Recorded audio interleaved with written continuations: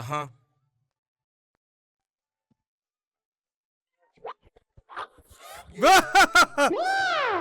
ઓ બાપા, આ રીતે ના જોશો, બીક લાગે છે. મજાક કરી. મોટા ભાઈ, મોણસ જ્યારે ચાલે છે ને ત્યારે એ ખાડામાં ના પડી જાય એટલે દરેક ડગલું ધ્યાન રાખીને મેલે છે. પણ અત્યારે તમારા પગ ચમ ધ્રુજવા લાગ્યા છે? અરે પાગલ ગધેડા, તારે જે કેવું હોય સીધું સીધું કે ને. હારું, ઠીક છે, ડાયરેક્ટલી મેટર પર આવશું. જો વાતમાં હા. એક એક ઇંચ પર વાસ્તુ છે, હે ને? હમ. જો મારી વાત બહુ સિમ્પલ છે. તમે પેલા દાડે શું કહેલું? આ ઘરનું વાસ્તુ ઠીક નહીં, ઘરની બધી વસ્તુઓ વિખેરાઈ જઈ છે. બુન, મેં તને જે કોઈ કરવાનું કહેલું એનું તે જરાય પાલન નહીં કર્યું. એમ કહીને આવડું મોટું ભાષણ આલી દીધું. તારા વિશે પણ કીધું તું. હું આ પનોતી તારી હારે છે ને એટલે જ તારી વારંવાર હાર થાય છે. ઈ તને યાદ નહીં કર? અત્યારે વાત કરવાનો વારો કોનો છે, મારો કે તમારો? મારી વાત બહુ સિમ્પલ છે. તમારા ઘરમાં આયા એ પહેલા વિજય બદલાઈ ગયો તો ખાલી આટલી જ સમસ્યા હતી. પણ હવે તમારા આયા પછી એ બદલાઈ જશે કે નહીં ખબર નહીં. એના ગીતા માટે નફરત છે કે નહીં ખબર નહીં. આ બધું મગજ ખરાબ થઈને કાદો બની જશે. કાલ આખી રાત એ ગીતા અને વિજય બંને જણા એકબીજા હાથે નતા, એ ઓમ એક જોતા તો ખુશીની વાત છે. પણ વિજય હાથે જે દુર્ઘટના થઈ એના પછી વિજય અને ગીતા એકબીજાની નજીક આવી રહ્યા છે, એ દુઃખની વાત છે. ગીતા વિજયની જિંદગીમાં પગ મેલશે તો એની બીક અમને લાગી રહી છે.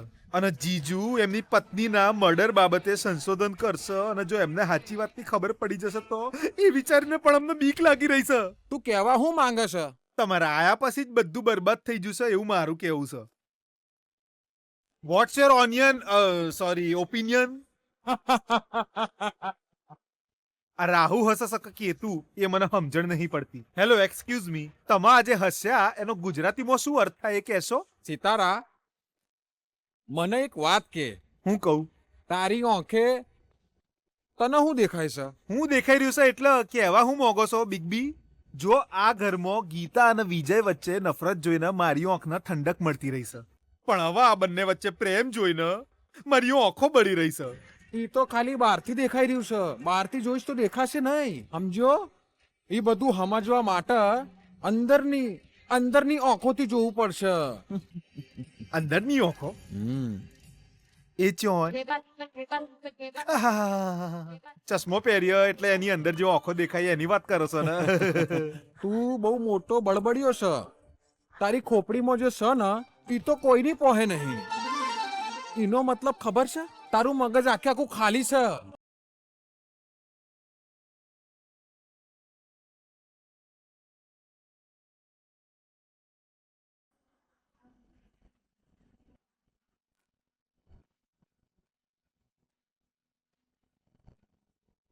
આ શું છે બેટા? આટલી ઈજા થઈ, તું એક આખો દિવસ હોસ્પિટલમાં રહ્યો. અમને બોલાવવા તને જરાય જરૂરી ન લાગ્યા? ગીતા મારી સાથે હતી ને મમ્મા.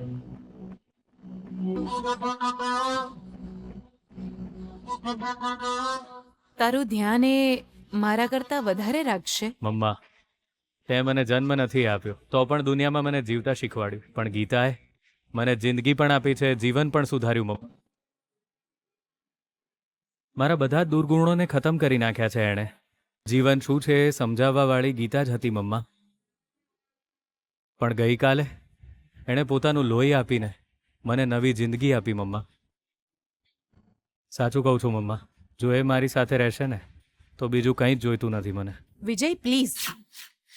તારી સાથે જે આટલું બધું થઈ રહ્યું છે એનું કારણ પણ એ જ છે ને? આખરે આપણી દુશ્મને ગીતા માટે તારે મંદિરમાં જઈને રાહ જોવાની શું જરૂર હતી? ગીતાને મંગળસૂત્ર બાંધવા માટે.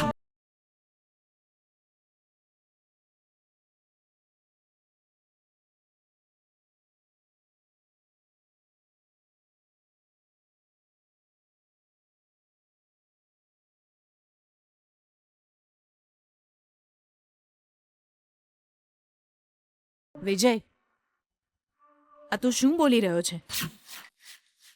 ગીતાને મંગળસૂત્ર?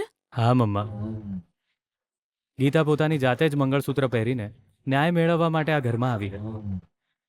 એ દિવસે આપણને અન્યાય લાગ્યો, પણ આજે ગીતાની સાથે જીવવું જ મને ન્યાય લાગે છે. એટલે જ મેં આ નિર્ણય લીધો છે.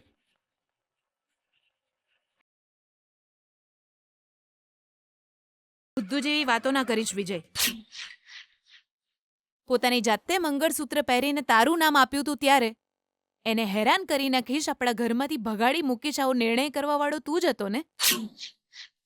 અને હવે તું કહી રહ્યો છે કે એના ગળામાં મંગળસૂત્ર પહેરાવીશ? આ કઈ રીતે શક્ય બને? પ્રેમ હોય ત્યાં બધું શક્ય હોય છે મમ્મા.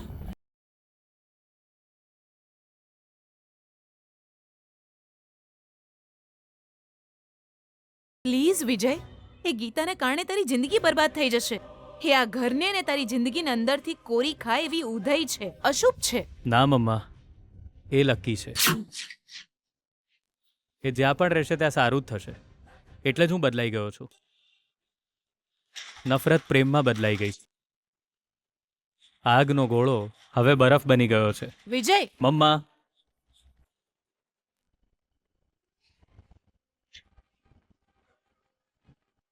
તમે જાતે જ વિચારી જુઓ. કાલે સિલિન્ડર બ્લાસ્ટ થયો એ સમયે મારી સાથે ત્યાં બીજા 8 લોકો હતા, પણ 8 લોકોના મોત થઈ ગયા. બધા લોકો મારી આસપાસ ઊભા હતા, પણ ખાલી મારો જ જીવ બચી ગયો. મેં જ્યારે આંખો ખોલી ત્યારે મારી સામે ગીતા. હવે તું જ બોલ, હું ગીતાને અશુભ કેવી રીતે માની લઉં મમ્મા? જો એ ત્યાં ના આવી હોત ને તો એ કેમ ના આવી એ દુઃખમાં હું મરી જાત. એ તો મારો જીવ બચાવવા વાળી દેવી છે.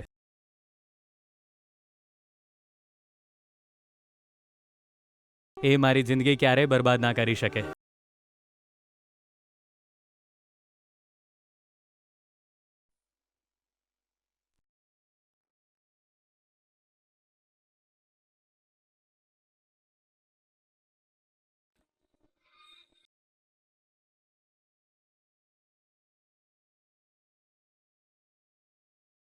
આ મંગળસૂત્ર મારા હાથે પહેરી લે ગીતા.